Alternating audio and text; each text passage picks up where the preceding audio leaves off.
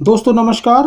YouTube के अद्भुत जड़ी बूटी ज्ञान चैनल में आप सभी का एक बार फिर तहे दिल से स्वागत है। दोस्तों इस वीडियो में हम आर्क के जो पौधा है उसके स्वास्थ्य लाभों के बारे में, उसके फायदों के बारे में, उसको किस तरीके से प्रयोग किया जाए के बारे में बात करने जा रहे हैं। तो दोस्तों आर्क का पौधा जहां उत्तेजक, उष्ण व उपविष होता है, वहीं कई रोगों में खास प्रभावी होता है। इसका बाहरी व अंत प्रयोगों में पुरातन काल से ही इसका इस्तेमाल किया जाता है। दोस्तों इसके पौधे में स्माइरिन, जावगेंटियाल तथा कैलोट्रोपिक ऑल नामक तत्व पाए जाते हैं, जबकि इसके दूध में पाचक प्रोटीन, उस्कैरिन, कैलोट्रोपिन तथा कैलोट्रोक्सिन आदि तत्वों की भरमार होती है। दोस्तों विद्वानों ने इसे ऊरू स्तंभ आदि वातजन्य विकारों में भी खूब उपयोगी माना है।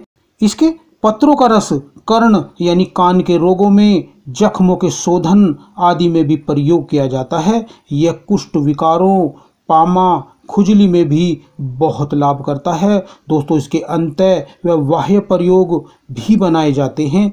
आधुनिक विद्वानों ने भी आर्क पर किए अपने शोधों में भी इसे कितने ही रोगों में उपयोगी माना है।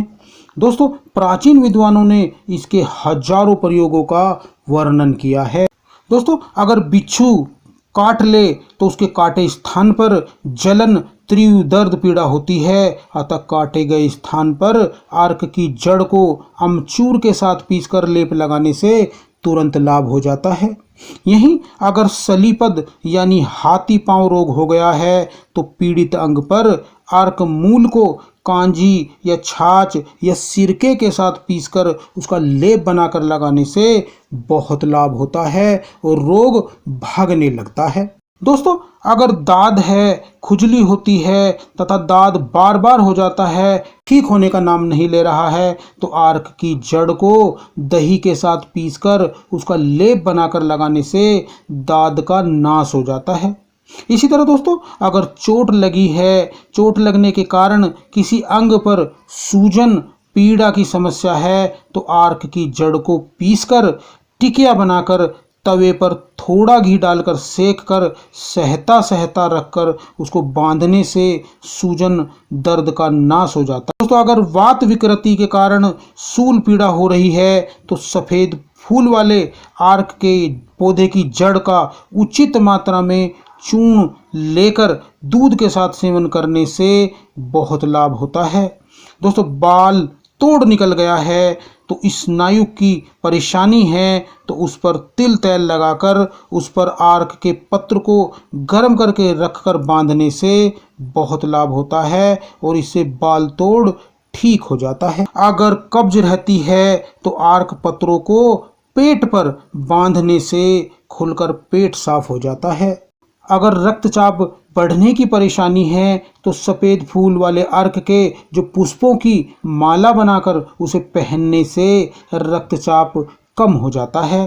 दोस्तों अगर दांत में गड्ढा हो गया है, दर्द पीड़ा से परेशान हैं, तो आर्क दूध में छोटा सा रुई का टुकड़ा भिगोकर उसको घी में तलकर गड्ढे में रखने से दांत का कैसा भी दर्द हो वह बंद हो जाता है। दोस्तों अगर पुरुष अंग ढीला है, तिनके की भांति लटक गया है, नसें नाड़ियां कमज़ोर हो गई हैं, कमजोरी व शक्तिहीनता का आभास हो रहा है, तो अर्क दूध 2 ग्राम तथा शुद्ध देसी घी उसमें मिलाकर उसको रख लें।